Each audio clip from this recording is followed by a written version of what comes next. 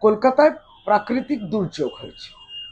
জলমগ্ন অবস্থায় রাজ্য সরকারের পক্ষ থেকে, কলকাতা পৌরসভার পক্ষ থেকে প্রত্যেকেই রাস্তায় রয়েছে এবং মানুষের যে কষ্ট দূর করার চেষ্টা করছে।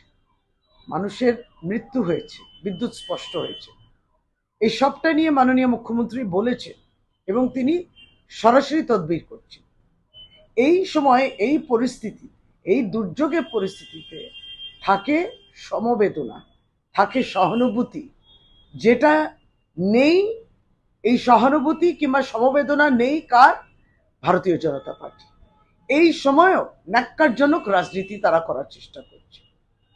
এবং দিল্লিতে যে পরিস্থিতি হয়েছিল বৃষ্টির সময়, গুরগাঁওতে, এটা ভারতীয় জনতা পার্টির সরকার, কিন্তু সেগুলো তাদের, তখন তো তারা আটকে ওঠেন না, তখন তাদের মুখ বন্ধ থাকে।